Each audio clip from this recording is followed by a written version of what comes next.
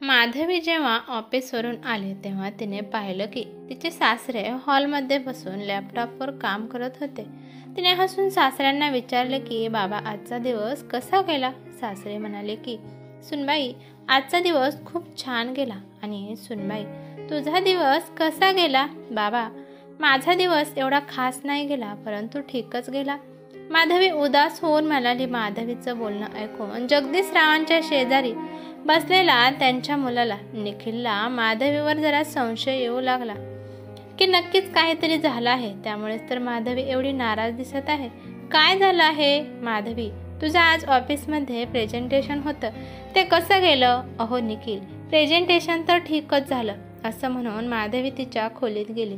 निखिल जगदीश रावांना म्हणाला की बाबा मला असं वाटत आहे की माधवीचं प्रेझेंटेशन छान गेलं नाही त्यामुळेच ती उदास आहे. मी जरा तिला समजून येतो. असं म्हणून निखिल पण माधवीच्या पाठीमागे खोलीमध्ये गेला. जगदीश रावांनी तिरक्या नजरेने निखिलवर कटाक्ष टाकला आणि ते नंतर त्यांचं काम करू लागले. 5 मिनिटांनंतर बेडरूममधून निखिल बाहेर आला आणि लगेचच तो किचनमध्ये घुसला आणि म्हणाला की बाबा तुम्हाला चहा प्यायचा आहे का. मी माधवीसाठी चहा बनवणार आहे म्हणून विचारत आहे. निखिल बाळा तू का चहा बनवत आहे. गीता कामवाली चहा बनवणार नाही का. जगदीश रावांना त्यांना हे विचारायचं होतं की चहा माधवी बनवणार नाही का परंतु त्यांनी गीताचं नाव पुढे घातलं. निखिल म्हणाला की बाबा गीता 8 वाजता येते. असं पण बाबा एखाद्याचं दुःख टेन्शन दूर करण्यासाठी आपल्याला स्वतःच्या हाताने बनवलेला चहा त्याच्यावर उत्तम औषध आहे. तेव्हा जगदीश रावांना त्यांच्या बायकोने संगीताताईने दिलेल्या सूचना आठवल्या. मुलांच्या गृहस्थीमध्ये 4 दिवस जाणार आहेत. तिथे जाऊन त्या दोघांच्या मध्ये लुडबुड करू नका. त्यांची गृहस्थी आहे त्यांना त्यांच्या मर्जीने चालवू द्या. ते आजकालच्या जमान्याचे मुलं आहेत. त्यामुळे जगदीशराव विचार करू लागले. तोंड आणि डोळे तर मी बंद करू शकतो पण या कानाचं काय. या कानाला सगळंच ऐकायला येत आहे. विचार करता करता जगदीशरावांना घाम आला. त्यांनी त्यांच्या खिशातून रुमाल काढला आणि घाम पुसू लागले. तेव्हा तिथे निखिल चहा घेऊन आला आणि म्हणाला की बाबा चहाचे 3 कप टेबलवर ठेवत निखिल म्हणाला. जगदीशराव म्हणाले की अरे निखिल बाळा माधवीचं डोकं दुखत आहे त्यामुळे तिचा चहा बेडरूममध्ये नेऊनच दे. येथे बसली तर तिचं अजून डोकं दुखेल. निखिल म्हणाला की नाही बाबा आपल्या दोघांसोबत ती गप्पा मारली तर तिचं डोकं राहील. ती आता येत असेल. तिचं हातपाय तोंड धुण्यासाठी बाथरूममध्ये गेली आहे. लगेचच माधवी तिथे आली आणि ती जगदीशरावांना म्हणाली की बाबा मला माफ करा. प्रेझेंटेशन खराब झाल्यामुळे जरा मला टेन्शन आलं होतं. जगदीशराव माधवीकडे आश्चर्याने पाहत होते कारण ऑफिसवरून आल्यावर तिच्या चेहऱ्यावर जे टेन्शन होतं ते टेन्शन आता गायब झालं होतं. जगदीशराव माधवीकडे पाहत विचार करतात की जर माधवीच्या जागी माझ्या बायकोचं संगीताचं डोकं दुखत असतं तर ती डोक्याला ओढणी बांधून तासभर बसली असती आणि किचनमध्ये जाऊन भांडी तर अशी वाजवणार की जणू की डॉक्टरांनी तिला भांडी वाजवल्यावर डोकं राहील असं सांगितलं आहे. माधवी आपल्या आयुष्यात चढउतार येतच असतो त्यामुळे एवढं टेन्शन घेण्याची काहीच गरज नाही. जर क्लायंटला प्रेझेंटेशन आवडलं नसेल तर काय हरकत नाही. त्यालाच तुझी ताकद बनव आणि नव्याने प्रेझेंटेशन बनवण्याची तयारी कर. निखिल माधवीला समजावत म्हणाला. निखिल तुम्ही बरोबर बोलत आहात. तुमचा समजूतदारच बोलणं ऐकून मला प्रेरणा मिळते. माधवी चहाचे कप किचनमध्ये नेत म्हणाले. जगदीशराव अजून एकदा त्यांच्या कामात गुंतले पण निखिल आणि माधवीचे झालेले बोलणे जगदीशरावांच्या कानात घुमत होते. ते विचार करतात की माझी बायको संगीता हिने माझी कधीच अशी तारीफ केली नाही. निखिलला किती छान वाटलं असेल की मगाशी जेव्हा माधवी म्हणाली की तुझे असं बोलणं ऐकूनच मला प्रेरणा मिळते. तेव्हा अचानक जगदीशरावांच्या अंतर्मनाने त्यांना एक प्रश्न विचारला की संगीता जेव्हा कोणत्या गोष्टीसाठी टेन्शनमध्ये असायची तेव्हा कधी निखिल सारखं तिला प्रोत्साहन दिलं आहे का. तुझ्या तर तोंडून नेहमी हेच निघत होतं की हे काय संगीता छोट्या छोट्या गोष्टीसाठी टेन्शन घेत आहे आणि तोंड फुगून बसत असतेस. किती वाईट विचारीने माझे शब्द सहन केले आहेत. जगदीशरावांच्या अंतर्मनाने त्यांच्याबद्दल सांगून त्यांना त्यांची चूक समजून दिली पण अंतर्मनाचं बोलणं त्यांना आवडलं नाही. त्यामुळे ते थोडा आराम करण्यासाठी लॅपटॉप बंद करून बेडरूममध्ये गेले. काल संध्याकाळीच जगदीशराव मुंबईमधून पुण्याला कंपनीच्या कामासाठी आले होते. त्यामुळे त्यांनी हॉटेलमध्ये न राहता मुलाच्या घरी राहावं असं प्लॅन केला आणि शिवाय मुलाची आणि सुनाची भेट होईल हा पण त्यांचा हेतू होता आणि प्रायव्हेट नोकरी असल्यामुळे त्यांना पण सुट्टी भेटत नव्हती. माधवी आणि निखिलला जेव्हा खूप दिवस सुट्टी असायची तेव्हा ते मुंबईला येत होते. कालपासूनच जगदीशराव माधवी आणि निखिलचे रुटीन पाहत होते.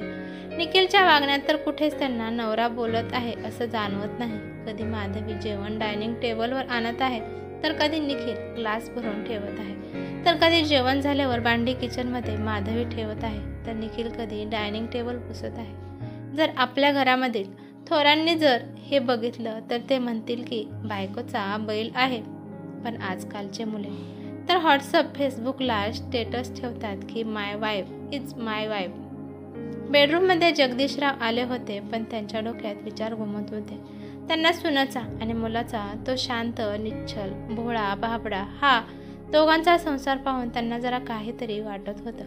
माधवीच्या जागी ते संगीताला बघत होते आणि निखिलच्या जागी ते स्वतःला पाहून बघत होते. निखिल आणि माधवीच्या लग्नाला 6 वर्ष झाले आहेत पण त्यांना बघून असं वाटत आहे की त्यांचं नुकतंच लग्न झालं आहे.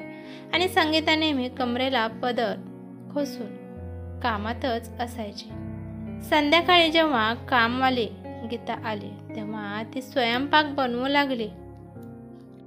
तेव्हा गीताने माधवीला विचारले की डिनरला काय बनवायचं आहे. तेव्हा माधवीने निखिलला विचारले की निखिल येताना मी तुम्हाला पनीर आणायला सांगितलं होतं, मी तुम्हाला मेसेज केला होता, तुम्ही तो पाहिला का? अगं सॉरी, अगं मी मेसेज वाचला नाही. आता काय बनवणार आहेस? निखिलने माधवीला प्रश्न केला. निखिलचं बोलणं ऐकून आता माधवी त्याच्यावर काय बोलणार हे ऐकण्यासाठी त्यांचे कान उभा केले. त्यांना आता हे ऐकायचं होतं. माधवी आता खूप त्याला भांडत आहे. तुम्हाला तर एक पण काम सांगितलेलं व्यवस्थित करता येतं? राबायचं मी आणि थोडंसं काम सांगितलं तर तुमचं घरात लक्षच नसतं. आता अशा वेळी काय बनवायचं? माझं तर तुम्ही डोकंच खराब करता. पण इथं तर उलटच झालं. माधवी खूप प्रेमाने म्हणाली की काही हरकत नाही निखिल, मी दुसरं काहीतरी बनवण्याचा प्रयत्न करते. माधवीने गीताच्या साह्याने डाळ तडका, जिरा राईस, भाकर आणि कांदा भजी बनवले. जगदीशराव विचार करतात की या दोघांमध्ये भांडण होत नाही का, की मी आलो आहे म्हणून हे चांगलं राहण्याचा प्रयत्न करत आहेत.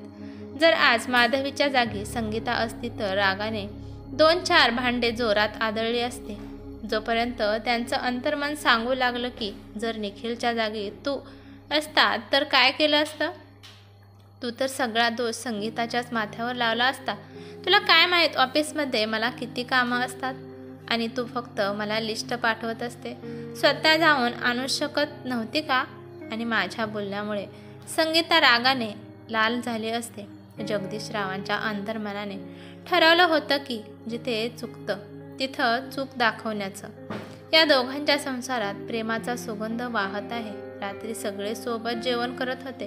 जगदीशरावांना कांदे भजे खूप आवडले होते, पण हे तर कामवाली गीताने बनवले असतील, त्यामुळे सुनेची तारीफ करून काहीच उपयोग नव्हता.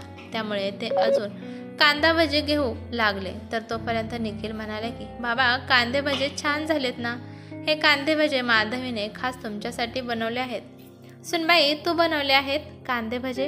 अगं मला तर वाटलं गीताने बनवले असतील, त्यामुळे मी तुझी तारीफ केली नाही.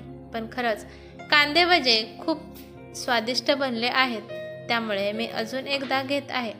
यापुढे माधवी शांत बसली, परंतु निखिल तिची तारीफच करत बसला. तो म्हणत होता की बाबा माधवी पण खूप छान जेवण बनवते. माधवी आईला फोनवर विचारूनच हे सगळं जेवण बनवायला शिकली आहे.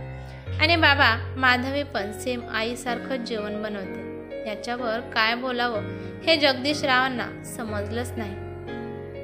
जगदीशराव विचार करतात की संगीताताईच्या हातचं जेवण गेल्या 30 वर्ष मी खात आहे, परंतु निखिल जसा त्याच्या बायकोचं कौतुक किंवा ती कशी जेवण बनवते हे त्याने पाहिलं, तसं तर मी अजून पाहिलंच नाही. जगदीशराव फक्त बायकोचं कर्तव्य असतं की नवऱ्याला करून घालावं, फक्त हेच पार पाडत होते. जर कोणी जेवणाबाबत संगीताताईची तारीफ केली तर जगदीशराव त्यामध्ये काहीतरी कमी आहे असे दाखवत होते. बायकोची तारीफ केल्यावर बायकोचा चेहरा किती प्रसन्न होतो हे आज त्यांना कळालं होतं. जर मी माझ्या बायकोची संगीताताईची अशी तारीफ केली असती तर पण प्रसन्न झालेला चेहरा मला बघायला मिळाला असता. जेवण झाल्यावर जगदीशराव बेडरूममध्ये येऊन विचार करू लागले की मुलाची गृहस्थी आणि माझी गृहस्थी यामध्ये जमीन आसमानाचा फरक आहे. निखिल आणि माधवीच्या संसारामध्ये असं काय खास आहे त्यामुळे त्यांच्या प्रेमाचा सुगंध नेहमी दरवळतच असतो. दोघांच्या मनात एकमेकांबद्दल आदर, प्रेम, सन्मान स्पष्ट दिसत आहे. त्यांनी त्यांच्या गृहस्थीमध्ये असं प्रेम, आदर, सन्मान पाहिलाच नाही आणि त्यांच्या प्रेमाचा सुगंध पण असा दरवळलाच नाही. माधवी ऑफिस आणि घर किती छान पद्धतीने सांभाळते. तिचं बोलणं तर एकदम मधुर आहे. संगीताताईमध्ये हे सारे गुण कुठे आहेत? छोट्या छोट्या गोष्टींसाठी नेहमी रागावत असते. तोपर्यंत जगदीशरावांचं अंतर्मन म्हणू लागलं की कधी स्वतःला पण झाकून बघ. तुझ्यात असणाऱ्या नवऱ्यामुळे तू कधी तुझ्या बायकोचं स्त्रीमन ओळखलंच नाही. तू माधवीची आणि संगीताताईची तुलना करत आहेस. माधवीला तर फक्त 2च डोकी सांभाळायची आहेत, पण तुझ्या बायकोने तर 15 वर्षापर्यंत 15 माणसांचा सगळा लोड अंगावर घेतला होता. प्रत्येकाच्या वेळेनुसार प्रत्येक वस्तू त्या माणसाच्या हातात नेऊन संगीताताई देत होती आणि एक तू आहेस की तिला शब्दाला टोमणे देत होता. त्या बिचारीचं शिक्षण झालं होतं. ती तुला नेहमी म्हणत होती की मला नोकरी करायची आहे, पण तू आई बाबांना आवडणार नाही म्हणून तिचा पत्ता कट करत होतास. तुला पूर्णपणे माहीत होतं की तिला नोकरी करायची आहे म्हणून आई बाबा काही सुद्धा म्हणणार नाहीत, पण तुलाच ते आवडत नव्हतं की संगीताताईने गृहस्थी सोडून बाहेर काम करायला जावं. त्यामुळे आई बाबांचे नाव पुढे घालून तिला शांत करत होतास. तिची सगळी स्वप्न धुळीत मिळवली तर मग कोण खुश राहू शकतं का? जगदीशरावांच्या अंतर्मनाचे बोल त्यांना अजून आवडलं नाही. सकाळच्या वेळी माधवी आणि निखिल दोघे पण उठले होते. माधवी वॉशिंग मशीनमध्ये कपडे धुत होती. गीता नाश्ता बनवत होती तर निखिल झाडून घेत होता. जगदीशरावांनी शांतपणे न्यूजपेपर घेतला आणि बेडरूममध्ये जाऊन वाचू लागले. मुलगा झाडून घेत आहे हे पाहून त्यांना राग आला, पण ते काही बोलले नाही. थोड्या वेळाने तिघं पण सोबतच नाश्ता करायला बसले. माधवीचं ऑफिस निखिलपेक्षा लांब होतं, त्यामुळे ती घड्याळाकडे पाहत पटापटा जेवण करत होती. तोपर्यंत निखिल तिला म्हणाला की अगं माधवी, कमीत कमी नाश्ता तर व्यवस्थित कर. ज्याच्यासाठी आपण कमवत आहे ते जर आपल्याला व्यवस्थित नाही मिळालं तर आपली तब्येत खराब होईल. असं म्हणून निखिलने आलू पराठा थंड केला आणि माधवीच्या ताटात ठेवला. नवरा आणि बायकोमध्ये एवढं पण प्रेम असू शकतं हे पाहून आज त्यांना खरंच पश्चाताप होऊ लागला. बायकोची थोडी जरी काळजी घ्यावी हे कधी त्यांच्या मनात आलंच नाही. जर एखाद्या वेळेस संगीता जेवण करत असेल आणि जर तिला ठसका लागला तर जर तिने पाणी मागितलं तर मी तिला असं देत होतो की मी तिला म्हणत होतो की मी काय नोकर आहे का, मला काम सांगत आहे. विचार करत जगदीशराव बेडरूममध्ये गेले आणि त्यांनी संगीताताईला फोन लावला आणि ते म्हणाले की हॅलो संगीता, काय करत आहे? संगीताताई सकाळच्या वेळी जगदीशरावांचा फोन आला म्हणून हैराण झाल्या. अहो, एवढ्या सकाळी फोन केला आहे, तिथे सगळे व्यवस्थित आहे ना? हो संगीता, इथे सगळं व्यवस्थित आहे. संगीता, तू नाश्ता केलास का? हो, मी नाश्ता केला आहे, पण आज अचानक तुम्ही असं काय विचारत आहात? तिथं खरंच ठीक आहे का? निखिल आणि माधवी तुमच्यासोबत व्यवस्थित वागत आहेत का? जर वागत नसतील तर तुम्ही हॉटेलमध्ये जाऊन राहू शकता. अचानक जगदीशरावांचा फोन आल्यामुळे संगीताताईला वाटत होतं की तिथं काहीतरीच घडलं असेल, त्यामुळे त्यांना माझी आठवण आली आहे. अगं संगीता, माधवी आणि निखिल दोघे पण माझी खूप काळजी घेत आहेत. मी तर सहजच तुला फोन केला होता की तिथे सगळं व्यवस्थित आहे का? अहो, ते काय आहे ना, ह्या आधी मी जेवली का असा प्रश्न कधी मी ऐकला नाही, त्यामुळे मला वाटलं की तिथं काहीतरी झालं आहे. जगदीशराव विचार करतात की संगीताला माझी किती काळजी आहे. ती सहजच बोलून गेली की जर मुले व्यवस्थित समजत नसतील तर हॉटेलमध्ये जाऊन राहावं. फोन ठेवताना संगीताताईचा कंठ दाटला आणि त्यांनी लगेचच फोन कट करून टाकला होता.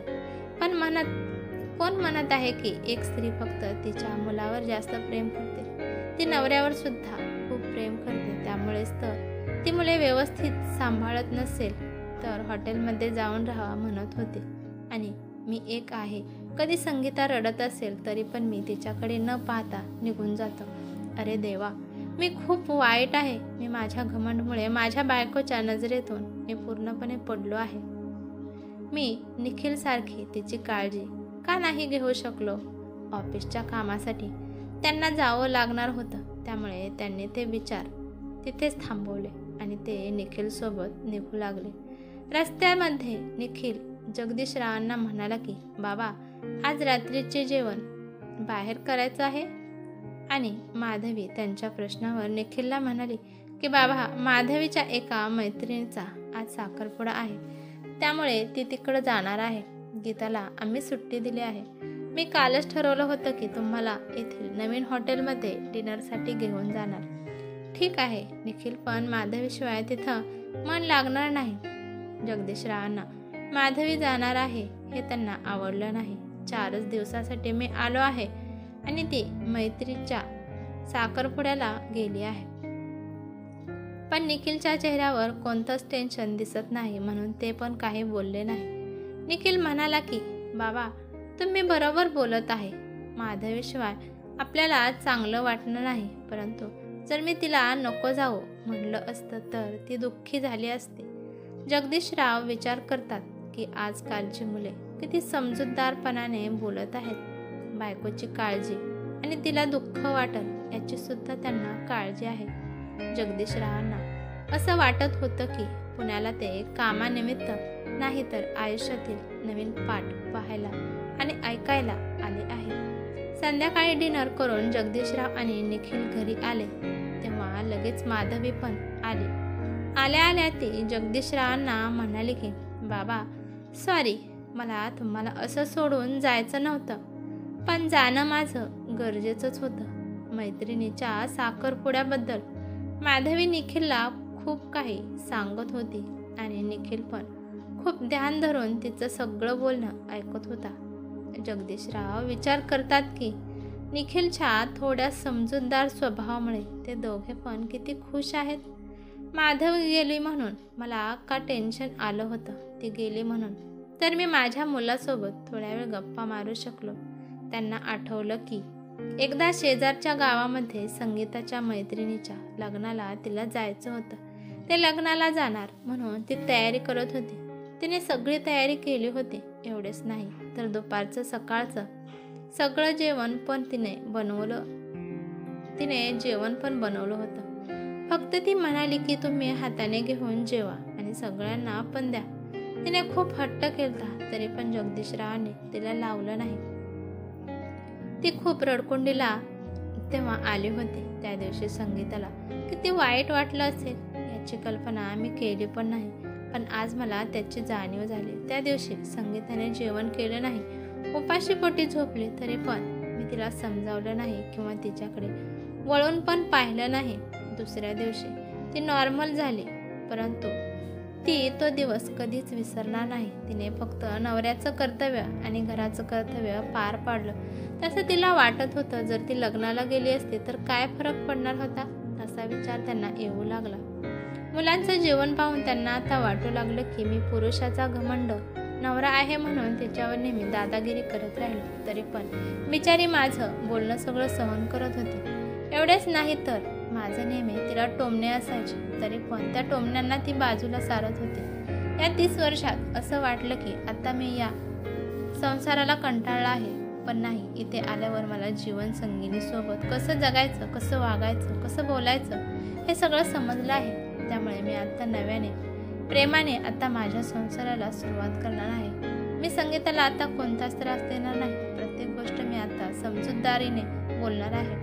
त्यानंतर जसं माधवी आणि निखिलचं प्रेम दरवळत आहे तसंच आमचं पण प्रेम कायम दरवळत राहणार आहे. झोपताना मोबाईल फोनच्या गॅलरीमधून त्यांनी संगीता आणि त्यांचा फोटो शोधून काढला आणि तो फोटो त्यांनी व्हॉट्सअप स्टेटसला माय वाईफ इज लाईव्ह असं लिहून टाकला आणि मस्तपैकी झोपी गेले. त्यांना आता हा स्टेटस संगीताने पाहावा आणि त्यांच्या चेहऱ्यावरची चमक त्यांनी पाहावी वाटत होते. झोपल्यावर सुद्धा जगदीशरावांचा चेहरा हसरा हसरा दिसत होता. ही कथा तुम्हाला कशी वाटली ते मला कमेंट करून नक्कीच सांगा. कथा आवडली तर